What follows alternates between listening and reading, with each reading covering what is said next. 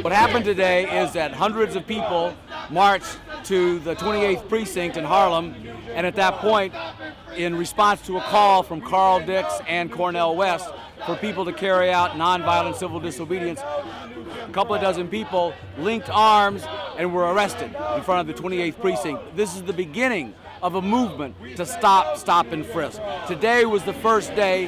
Then there's going to be actions in Brooklyn, in Queens, in the South Bronx, other areas of the city. This movement is not going to stop till stop and frisk is stopped.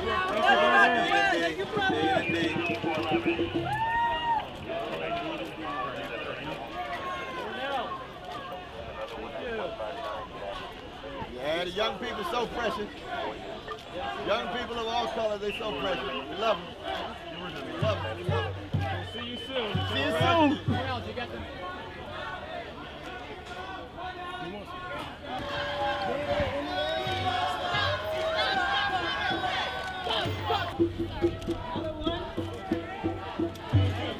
Stop and frisk has got to go. We say no to the new Jim Why we're here now is to demand that the police release Cornel West, Carl Dix, and others who were arrested today for carrying out nonviolent civil disobedience, for taking a stand, for putting their bodies on the line to stop, stop, and frisk.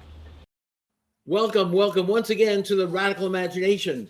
I'm your host, Jim Vrettos. I'm a sociologist who's taught at John Jay College of Criminal Justice and Yeshiva University here in New York City. Our guest today on the Radical Imagination is Randy Credico. Randy is what Cornel West has in mind when he refers to people who are long-distance runners for peace and justice. We met first as defendants at a Stop, Stop and Frisk 2011 civil disobedience protest action. At the subsequent trial in 2012, Randy loosened us all up during court breaks as he masterfully and playfully used his political satire and wit, bantering with the press, the lawyers, the courtroom audience, actually anybody that was there, and doing spot-on impersonations of politicians, including the judge. I soon realized we had our own Abby Hoffman for this trial. Just as with Abby, the serious purpose to his antics in political theater was to promote social, political, and economic equality. He became an important and articulate voice that helped change the narrative on Stop and Frisk.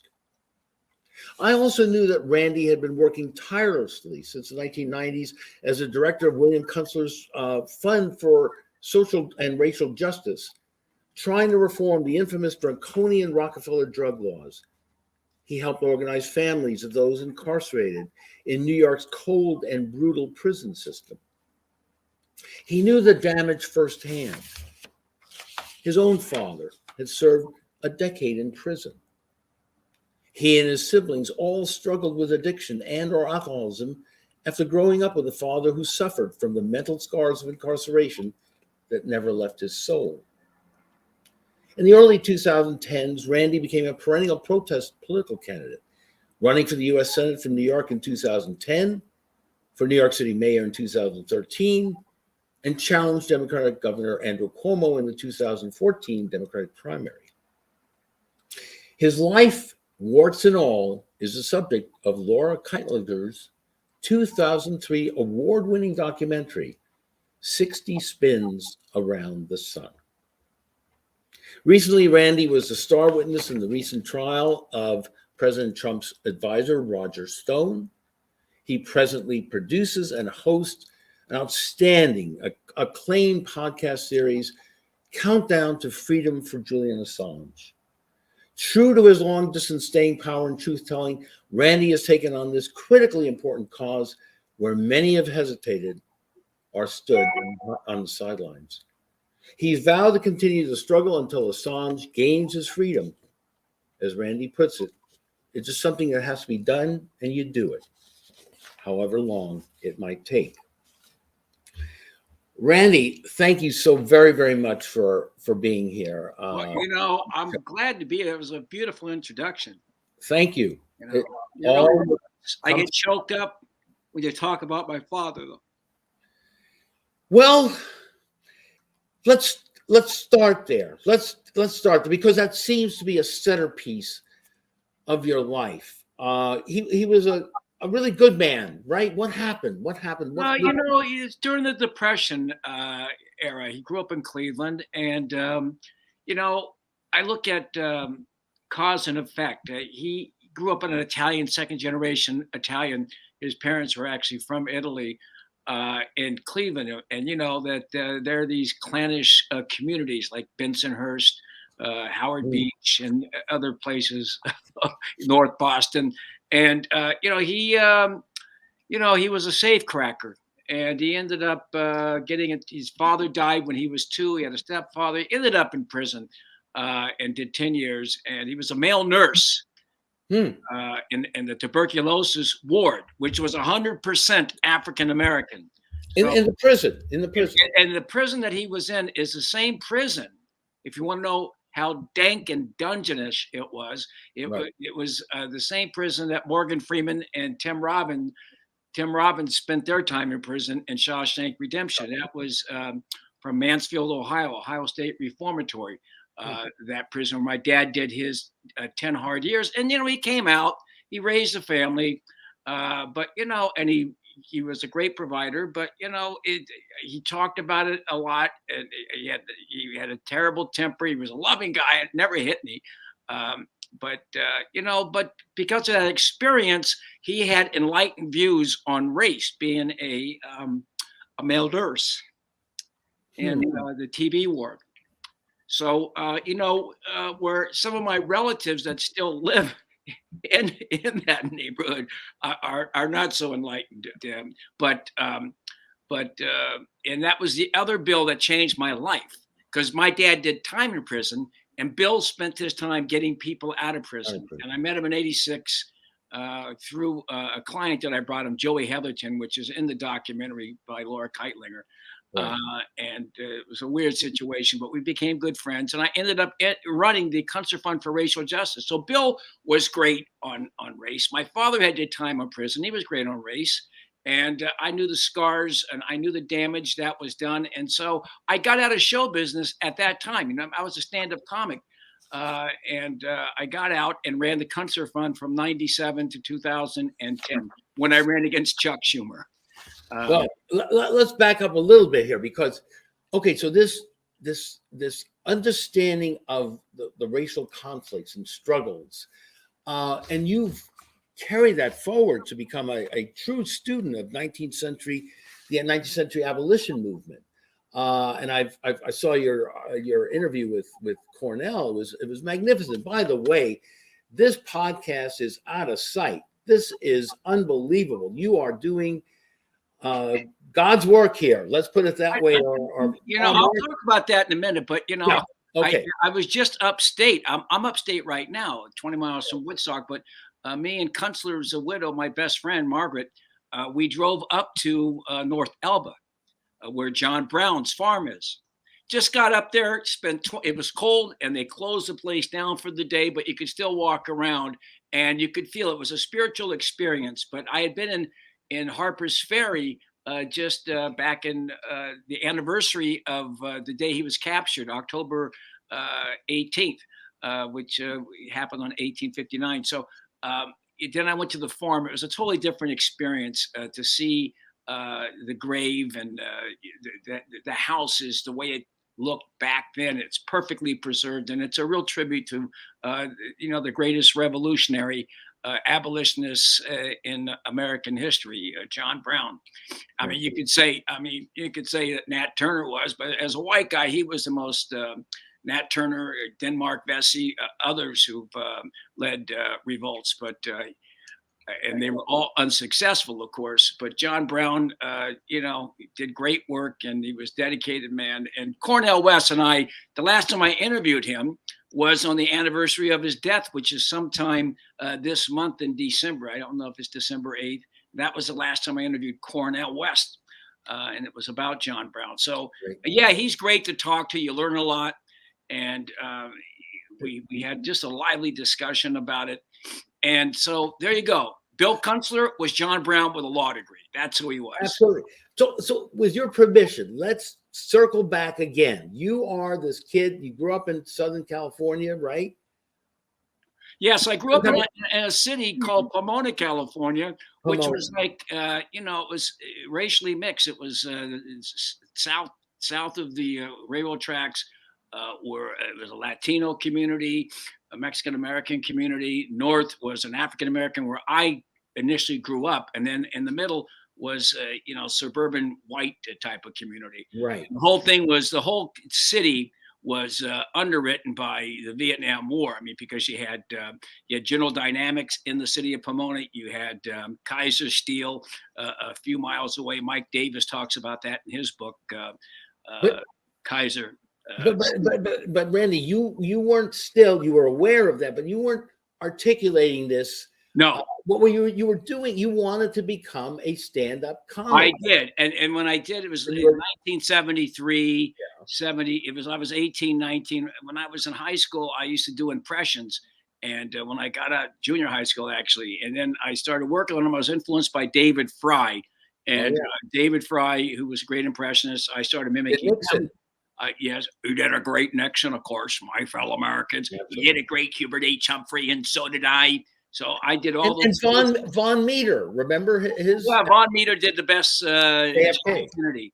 And so I was doing impressions. I did all the standard ones as well. James Madison, Walter Matthau, George C. Scott, Jack Nicholson, you name it, I did the voices. So and I was working Vegas. I was working the lounge circuit. I knew a gentleman who was the tennis pro at the Hilton.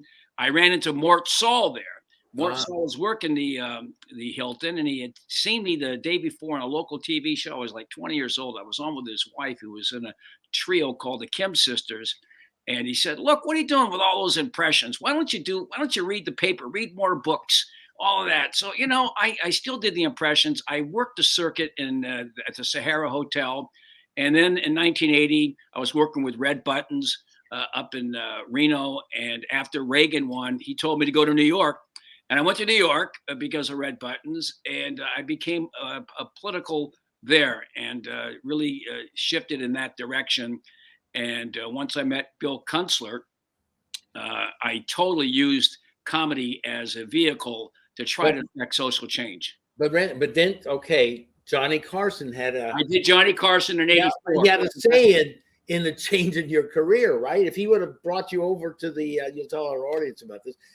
You did a fabulous set there, a gig, and then he didn't invite you over to sit with him, which of course every comedian wanted to get. He didn't do that. So think of that. I did the Johnny Carson show.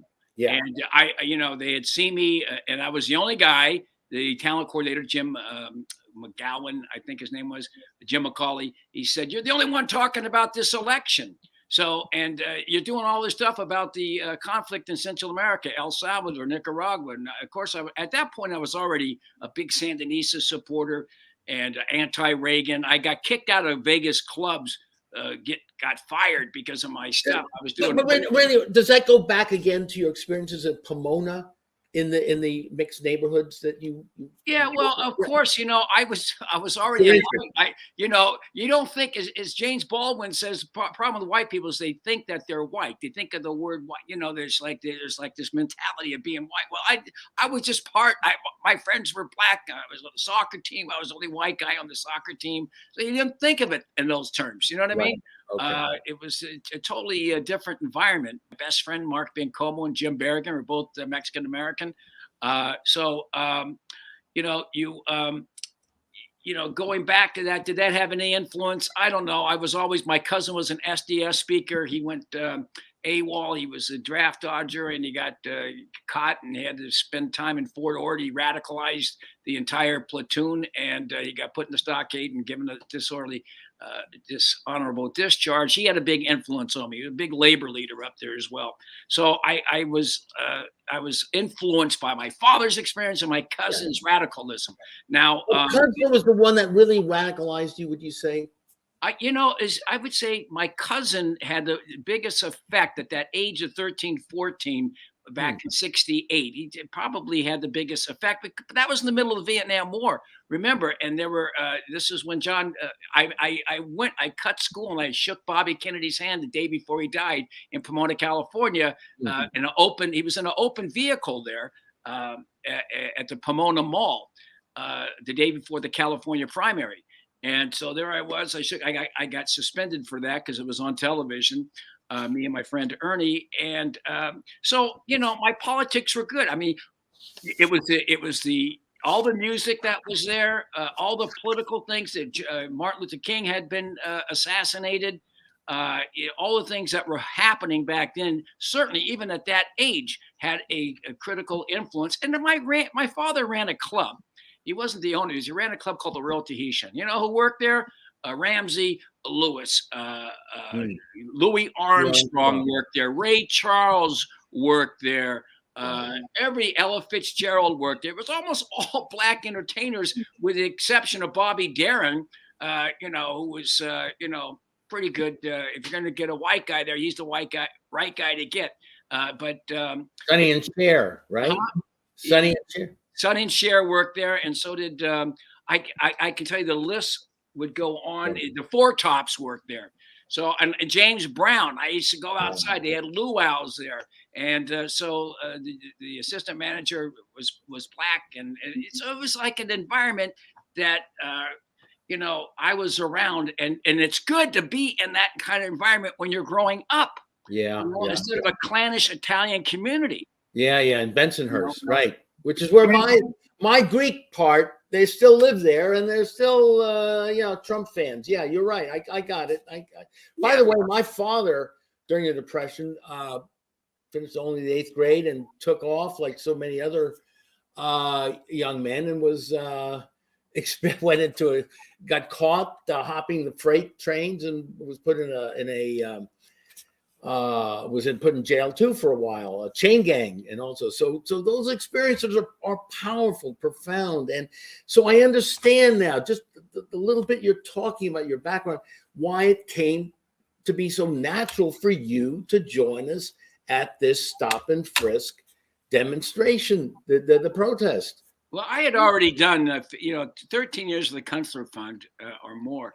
It was the Rockefeller drug laws. It was Tulia, Texas. I was in Tulia, Texas for 3.5 years. The only one who capitalized on that was the third in line attorney general right now, Vanita Gupta, who has turned a blind eye to the plight of Julian Assange. If she was not there, if she was back in the NAACP LDF or with the ACLU, she would be fighting to get him out. Now she's working on the other side. And, where's the whistleblower there? Like the guy from the DHS, he left after what happened with the Haitians in Texas under that bridge. He left. He said goodbye. Well, she should say goodbye right now and make a statement. But and I do want to talk about Assange. But, absolutely. But and you say here. Here. About Tulia, Texas, your experience there. Tulia, Texas was, I got a letter in 2000. It was addressed to Margaret Ratner from a preacher down there saying what was going on in a town of 5,000.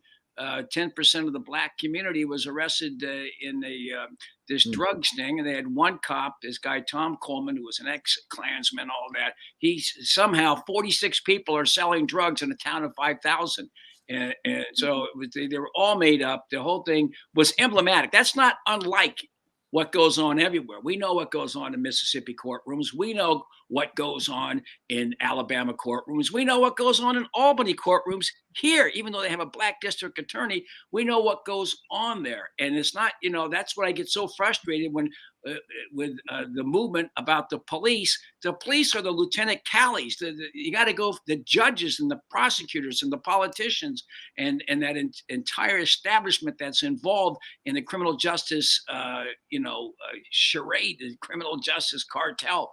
It's a big business, and racism, it goes from the neck down, and the cops are the last ones. They fuel it. They're the ones that pick people up and bring them in, like someone that procures hookers for the John being the judges and the prosecutors. So this goes on everywhere. What happened to Tulia? But so you try to do as much as you can. We went down there. We highlighted it. I spent 3.5 years there. It was a dry city, by the way. No booze allowed. And for an alcoholic, it was difficult. But I just drive to Amarillo and get a couple of margaritas and a couple of shots. But I down there it worked. We got them all out of prison. I spent between that and the shuttling between New York and Tulia, Texas. They all got out. Everybody who was convicted, that was still had a trial pending, got pardons from the governor. So that was a good thing. But of course, it's still massive everywhere. And it's like, where we are right now, 1820s, 1830s, the abolition movement. Cornell underscored this when we were doing the Assange thing in D.C. with Assange's brother and father. He was there. He showed up. There were only a handful of people showed up at this press conference. He said it's okay. He says when people like Richard Hildreth, who was an abolitionist, and so who else? Only a few dozen. Frederick Douglass and Right. and all of the other Theodore Parker, all these people that were writers and preachers or whatever. Only it was a handful that showed up in the 1840s, and the mainstream media didn't pick up on it, and it took a while. But in 1840, there wasn't enough, and so and it took another 20 years. This may take another 50 years. It's so entrenched, racism in this society. You're not going to solve it in your lifetime. So as time passes, what do? You select as much as you can, get it done, and then you pass the torch. That's all. Hopefully influence somebody to try to get it right. Because I don't want anybody growing up in this society the way it is right now. What you experienced too in your own film. I got it. Absolutely. That's such a profound point. And let's start talking about Julian Assange. You had a recent interview with Michael Isikoff. Made an interesting point. There's little constituency and sympathy for Assange in this country. Why is that so important to change? And how are you trying to do that? What are the possibilities of creating a movement that would change the narrative? Well, it's been one of the most difficult causes that I've been involved in, because he's been triangulated here. You've got the Clinton people upset, you got the liberals upset, think that he's responsible for Trump, as if he gave Hillary Clinton a campaign map that left out Wisconsin and Michigan. It's like his fault. He's a reporter. He puts it out there. He's a journalist. And he's a journalist. It's very important. He's a personal friend of mine, by the way. And I've been in an embassy 3 times with him. I've gotten really to know the guy. I like the guy. We talk on the phone. I've interviewed him 3 times. And if he goes to jail, if he's brought over here, let me tell you something. Those people who are like standing on the sidelines, not giving a damn, who are in media, they could be, and they will be next, unless they just go along to get along, which a lot of these guys at CNN, MSNBC, and Fox do. But they're not champion a guy, leaving him in the trenches like this. Right now, leaving this guy in the trenches and running AWOL like a rat. You know what I mean? And a foxhole, because he is it. If he goes, look, there are a lot of political prisoners in this country. Mumia and Leonard Peltier are 2 of them. And I'd like to be talking about them, but I'm not going to be able to talk about them or any other. 2 million people in prison in this country, if we don't have investigative journalists who are able to do it and then disseminate it. And if you get rid of Julian Assange, then you can start knocking over the other dominoes, and we're never going to find out what the hell's going on in this country. Absolutely.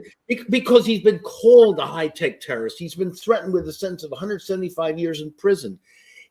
Possible assassination, for Christ's sake. I know. Possible assassination threats, which I want you to get into too, and you've gotten into in your podcast there. You'd be the first journalist tried under the Espionage Act. And what are the ramifications for freedom of the press, as you say, other journalists and the First Amendment in America? Well, people may not, this is not about whether you like Julian or not.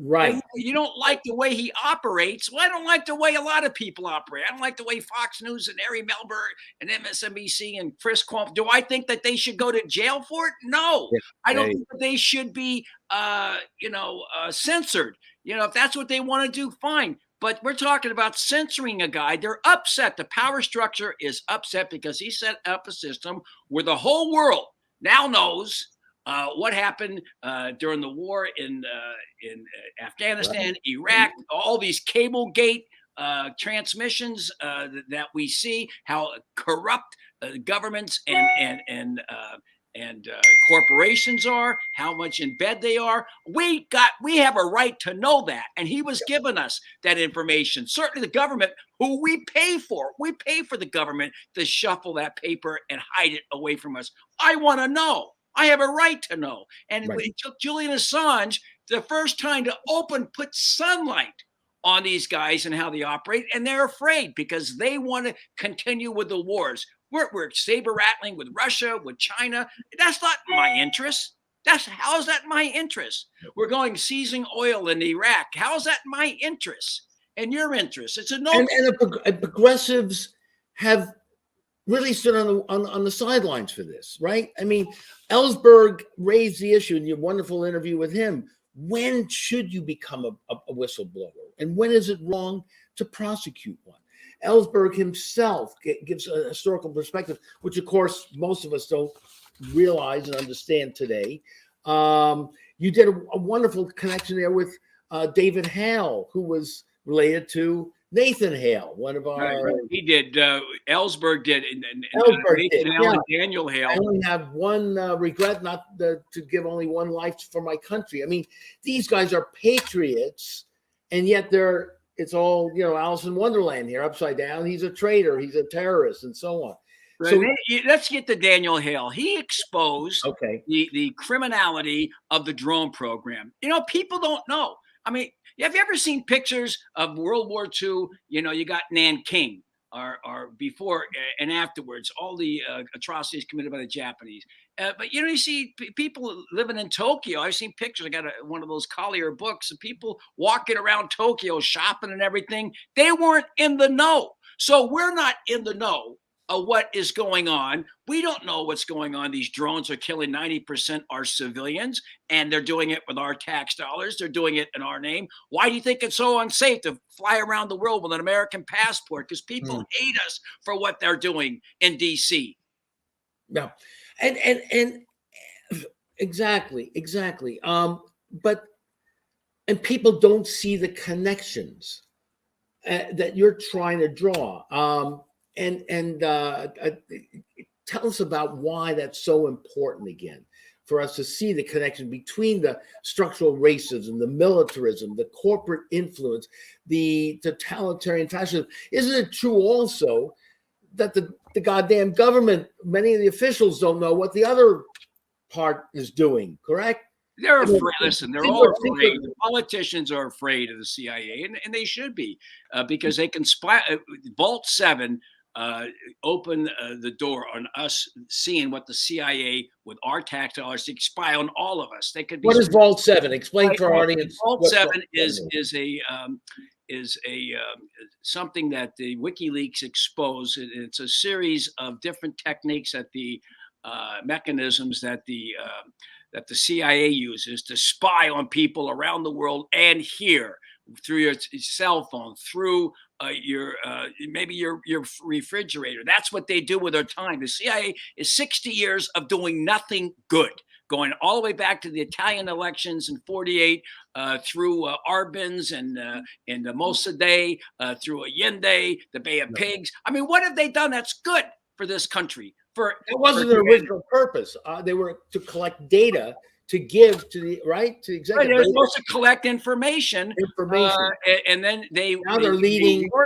They work and they influence and they put money into movies. I mean, they're all over the place. They got secret. I mean, this is not conspiracy. We know that they got secret groups out there that are off the books. Hit groups that can spy. They know what we're doing right now. And I'm not, it's like I'm not that big of a character that they care about it, but they certainly at some point are going to say, all right, enough of this internet stuff. We don't want people to see it. We got it controlled on the broadcast because, they got to get licenses to the government. They can control that, but they can't control this right now. They can't. And I suppose they can't. MNN they can't control as well, but they certainly would like to. A lot of people are going to see this. What? We wouldn't allow this stuff. No, Dan Coughlin. We're all no.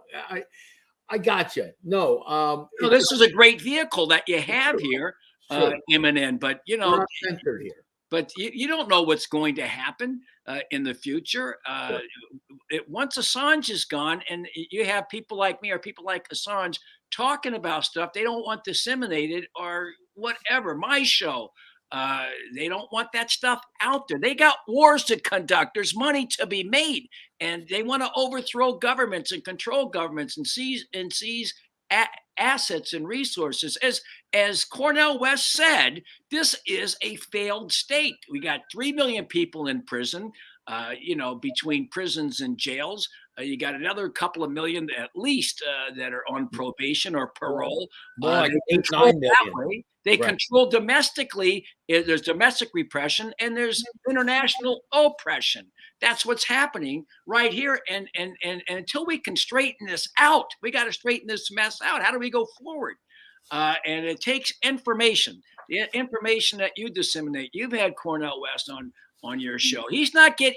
It's very rare that you see him. You'll see Sharpton. You'll see Sharpton who will never criticize Obama. Never criticize. I think Obama's doing a good job. Oh yeah, what about the drone strikes? Huh? What about that? How about going after people under the Espionage Act? Espionage Act was written in World War I to quell dissent, to put people like Eugene Debs in prison and others in prison. Then they had one in the state of New York that put people in prison that were disseminating information because World War I was all about money. That was it all about, war and money. Randy, do you have a Cornel West impersonation? No, you know what? I love it so it? much. All I know is that my brother Cornel, he performed the other day at an event that I did for Assange. He's been great on Assange. You don't see it. And I asked him on my show, where are black media personalities and black, congressmen or mayors or whatever? Where are they? And he likened them to those who were Cold War hawks in the 50s. Guys like like guys like Claiborne and Sharpton. We lost Glenn Ford, who was he was a tremendous and you were there, I think, when we did that benefit for him for a Black Agenda Report at Riverside Church. Yes, Glenn Ford was a monster of a giant, one of the greatest journalists of our time, and so it's a voice that is really sadly lost and irreplaceable as far as I'm concerned. You know what I've also been doing for several years and on the show here too, and I'd love to hook up with you on this project. I mean, there's a few projects I would like to hook up with you on. We're by the way opening. We've been we're going to be housing an Institute for the Prevention of Violence at Union Theological with the support of Serene Jones, and of course Cornel is there. So we're very excited about that, and of course I will touch on issues that you touch on all the time as well, bringing about the beloved community, if that's ever possible. One of the other things I just want to pass on to you is, as you know, I've taught at John Jay College. Yes. Well over 2 decades. I mean, the cesspool that exists there. I mean, the Times and the Post have come out with the swamp. And it was not just exclusively in the sociology department, but I knew these guys, the chairman, the assistant chairman, going on for years, enabled by the president, Jeremy Travis, who himself was hiring chauffeurs, ex-cops, and giving them money, taxpayer money, to take him and his daughter and wife around to whatever, the tennis lessons and so on. I mean, just recently, the head of African Studies was also caught trying to sexually harass one of his students. That was going on in the swamp too. Drug dealing, drug selling, and so on. It's well known. I mean, one of the best places to get good drugs is John Jay. I mean, and again, as you say about the assistant DAs, the faculty doesn't do as Cornel would say, a mumbling thing. That's it. They're not out there. They are in there for their careers. And as you say, they are hurting, exploiting people, doing, not all, of course.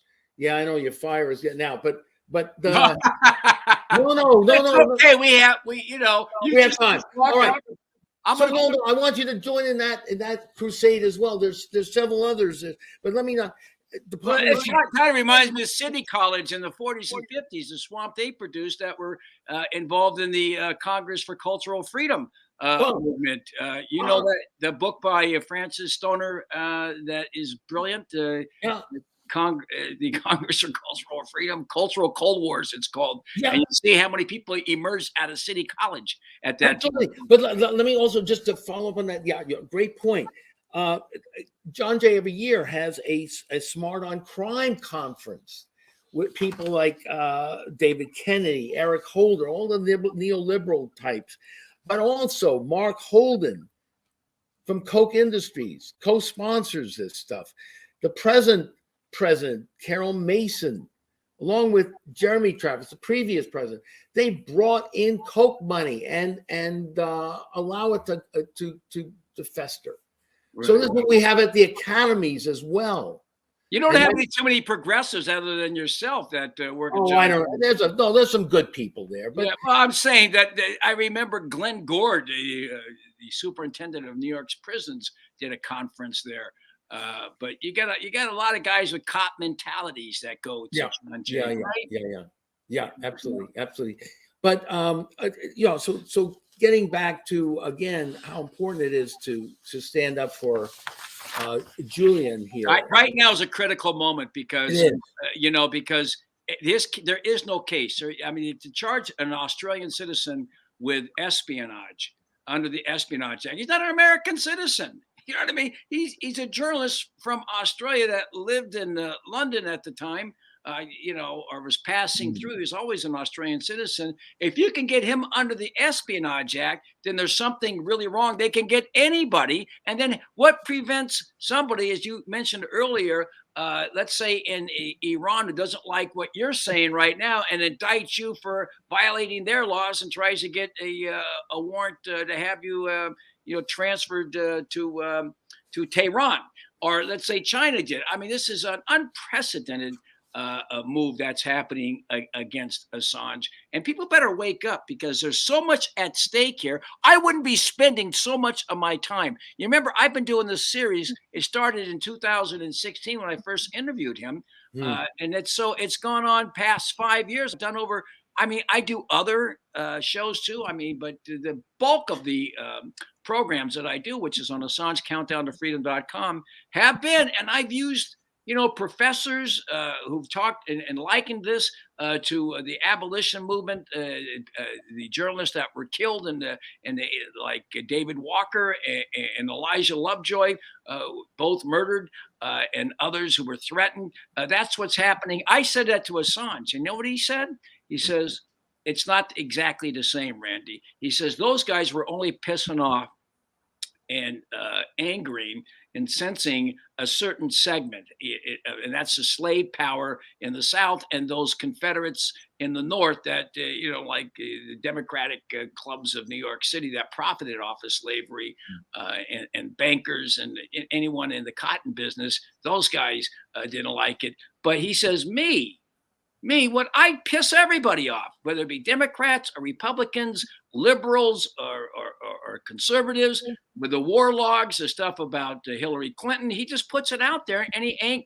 And so that's the problem right now, is that he's not being charged for whatever happened in 2016. He's not being charged for it. He's being charged for exposing the U.S. killing civilians and journalists in Iraq, in Baghdad, with those war logs.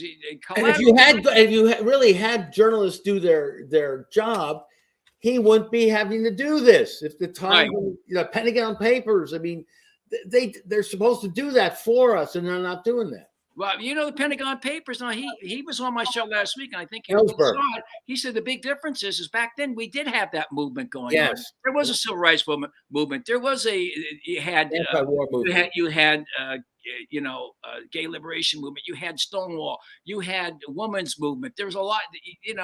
The Panthers. There was a lot of things. Anti-war. All these movements were going on simultaneously, and so we were all enlightened at that time. We loved Ellsberg.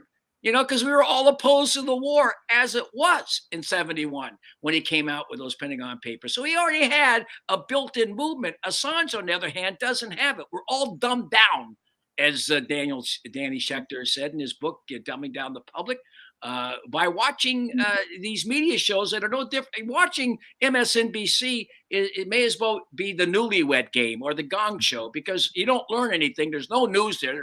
There's panel shows. They got 5 people on a panel. It's like the McLaughlin Group, where you get 5 points of view: the right, the far right, the extreme right, the fascist right, and the third right. That's what you get when you watch these shows. There's nothing. They all agree. Should we go to war? Yes, I agree. I agree. I agree. I agree. I mean, that's all you get.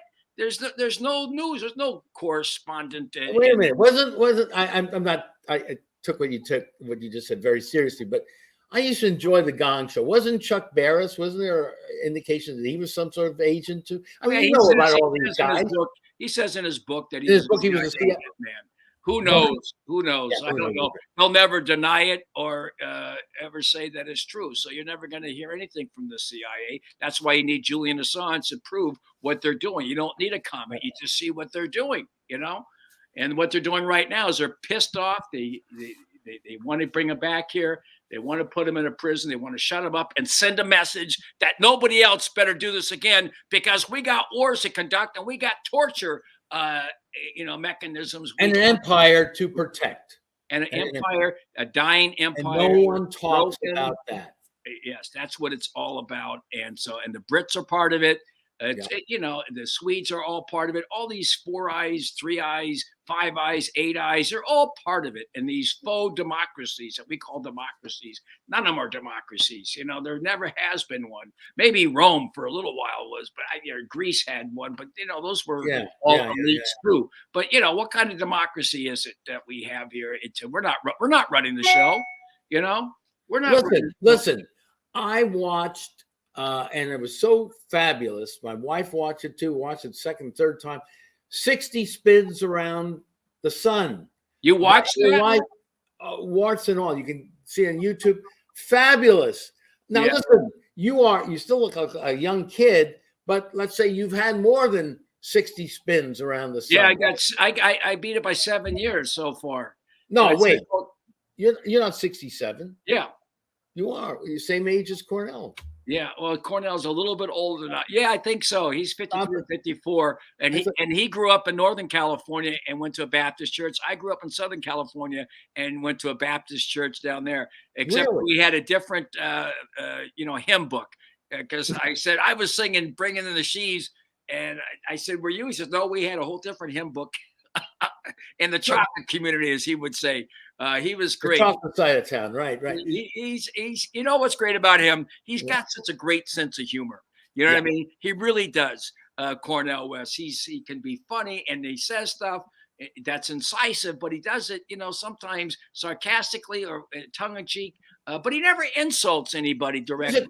He does it in such a gracious manner, and even speaks to our humanity. Wasn't that a great experience being around him? I got to tell you something. He is like they called John Brown the comet. You see people like Cornel West, John Brown, Frederick Douglass, Bill Kunstler, once in a lucky a lifetime. But for us to spend those days in a courtroom with him and to spend that time in jail with him, we talked about that recently. Yeah. We sang for hours. He sang, and he even knew the lyrics to "Build Me Up, Buttercup." So. It was really a great experience and educational, and it was entertaining. And so he's able to do that. He's got a way about him that is matchless. But you are matchless too. Okay, come on now. And you made it 7 years more spinning around here more than you thought you would. Well, you look at that thing between the ex-girlfriends that would wanted to kill me and all the drugs I did. But there's a love there. And getting arrested and pissing off the police. I've been arrested more times than Willie Sutton. I just like during Occupy Wall Street, I was arrested 5 times. And I was arrested for threatening the police with an umbrella, they said, in 2014, because I interrupt them, shaking down a 80-year-old African-American that was went from one train car to the next so he could make the bus up in Yonkers, getting off on Van Cortlandt. And so they ended up arresting me for videotaping them. There you go. But listen, we're only going to be able to do a few. I have a few names I jotted down here. I love your spontaneous reaction. I did a show. Okay, Curtis Lewa. You know who he is? Curtis Lewa is the guy Hunts Hall, or the other guy in the Bowery Boys. You know what I mean? Oh, what do I think? I think in person he's a nice guy. If you're in person, and then he's the political side where he says stuff. He's got to make a living. He sells cars out there at some parking lot. He's been able to parlay this whole thing with the red jacket. You know what I mean? Yeah, the beret. I had him on the show a couple of times. I agree with you. I mean, he's an entertaining guy. Personally, he's okay. Do I like his politics? No. I mean, but the guy has got a sense of humor himself. Is it over the top? Yes. Is it my brand? No. And guess what? His old father gave him Rules for Radicals, which he considers his favorite book. But he's a smart guy. He's actually, and it's Leo Gorcey I'm thinking of from the Bowery Boys. But he reminds me of Leo Gorcey, who would do a lot of malaprops. But I think it's purposeful. He does that on purpose, just to let people think that he's just an average guy. But he's a smart guy. He's well educated, and he plays a role. And he takes care of a lot of cats, so he's not all that bad. Ron Kuby. I don't discuss him. Okay, all right. Steve Bannon. Steve Bannon is, just a big whore. Bill Bratton, our old friend there. A Nazi. I don't use the word Nazi. I hate to say that because, reserve it for somebody like that. I don't know. There's nothing. You don't make Nazi comparisons. You just can't. I've spent so much time between that abolition movement and the Holocaust and what Germany did when I just watch, and I recommend everybody watch Babylon Berlin on Netflix, the 3 seasons. I watched it in English twice, dubbed, and then I just watch it in German.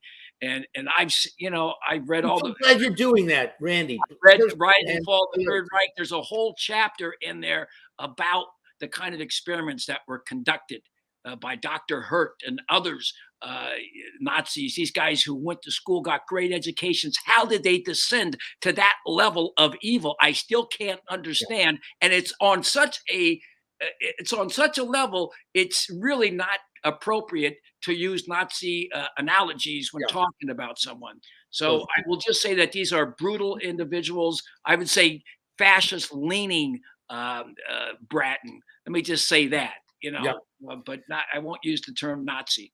Because you can't water down that. Educated Bill and Hillary Clinton. Bill and Hillary Clinton, they sold out. They sold out early. They're self-concerned.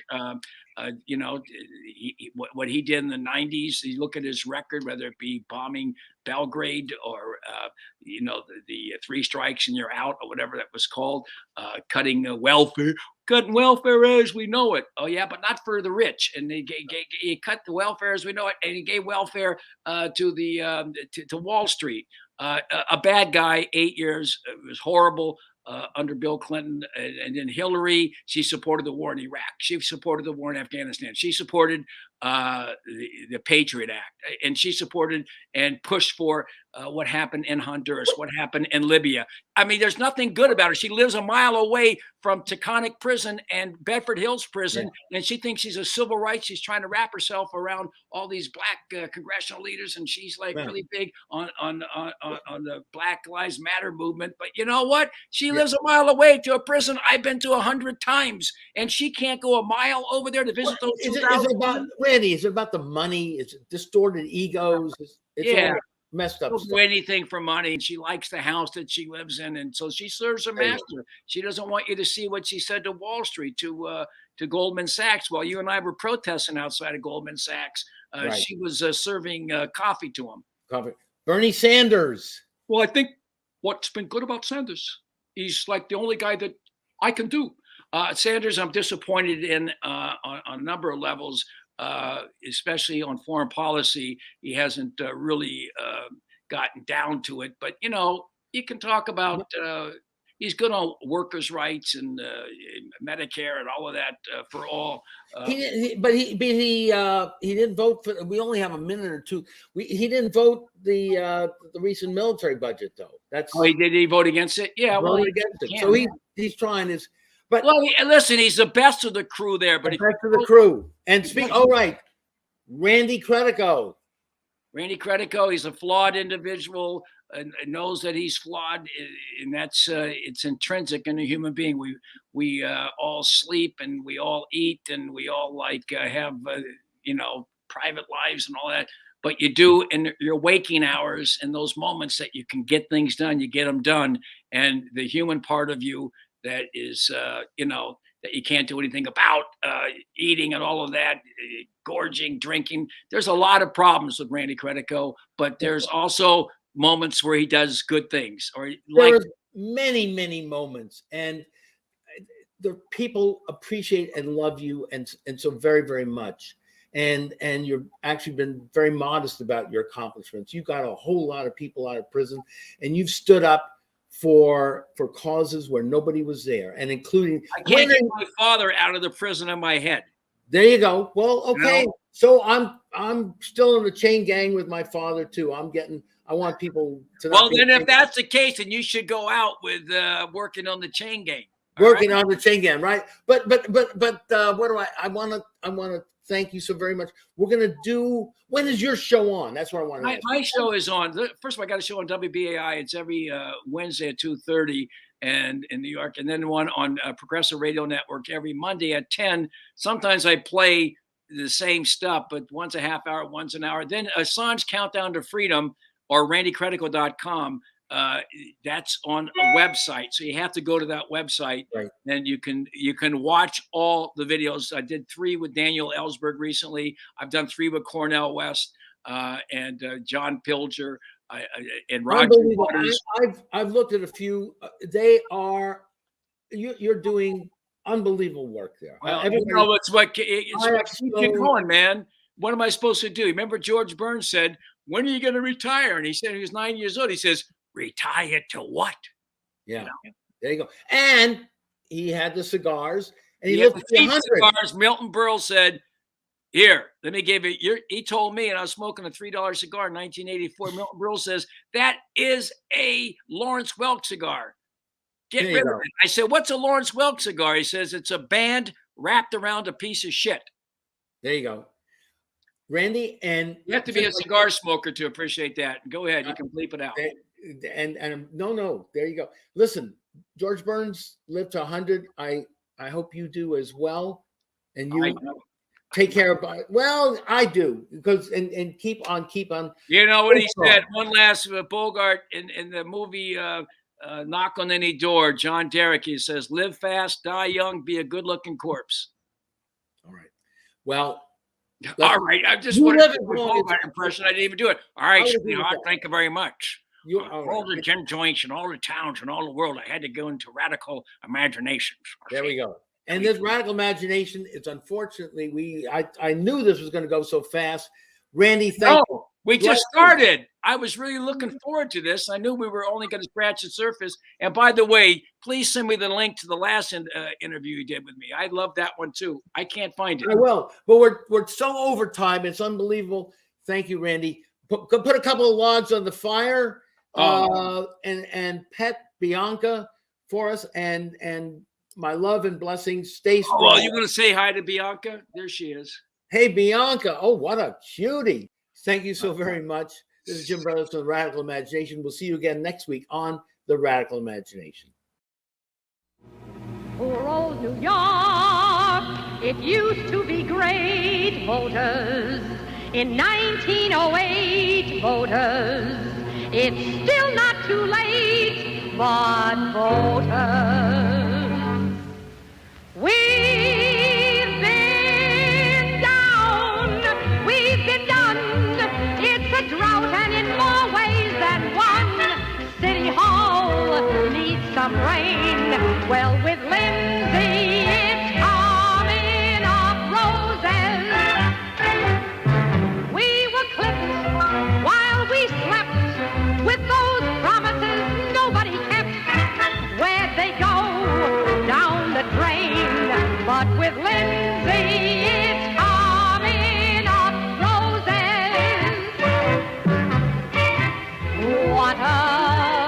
pity that we waited so